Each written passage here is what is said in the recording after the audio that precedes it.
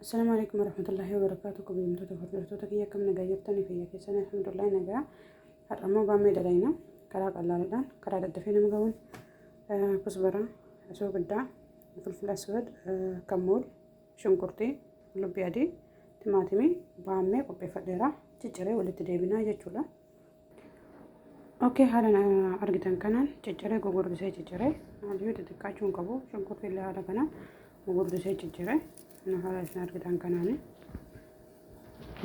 كنا جو فكاتا أما زيت يكون تنقدام لأن زيتون فيدما إيشين هم أودن فيدما ودن دسني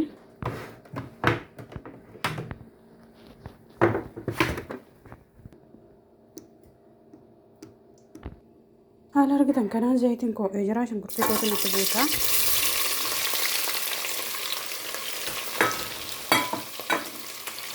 Okay.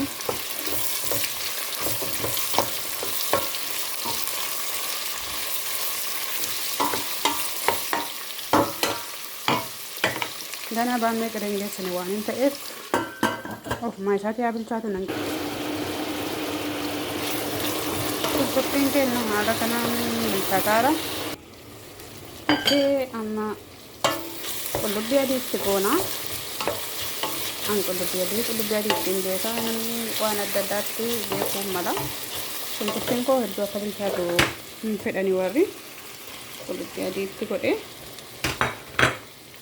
Matemi dura kullu biadeen itti godhani maaliifi yoo sirriitti osoo timaatimiin bishaan isaa qabateen seenne bilchaatte nyaata mi'aa kennaa jechuudha.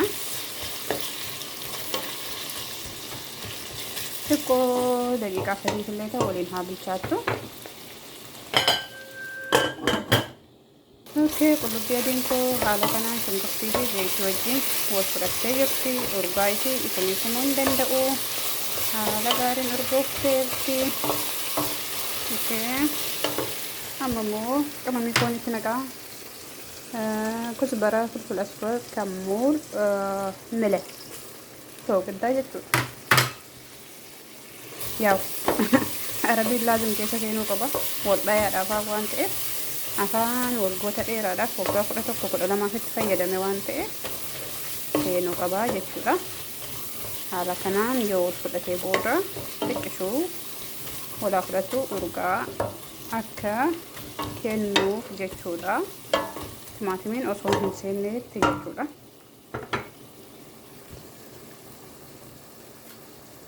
Okay, haala kanaan timaatimii koo kan goggorsee ciranitti naqadha. Akka qamamiintu wal fudhatu jedhee hedduu waliin hin ta'u akkanumatti timaatimiin gubbarraa gadi bishaan isaa itti haaroobu qadaada. Kaateera.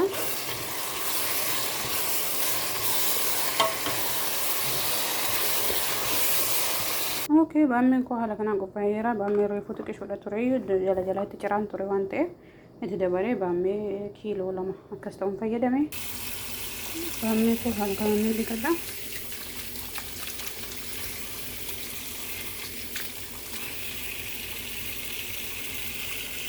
Mulkiya xiqqoon hin danfisa. Osoo hin dhaabbatne duratti bishaan ho'aadha.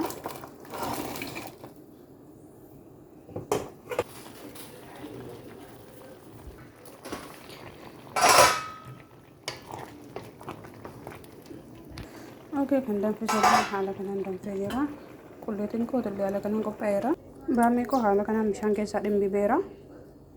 Distii koo qullaa ibiddarratti deebisee zayitii guddiseetiin itti naqaa zayituuna.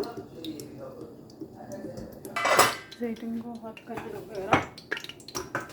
Kan amma baammee dhimbibe.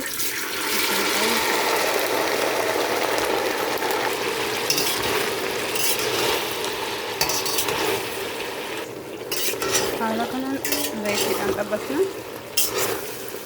Zayituuna. Qulleetiin koo ganaa jira.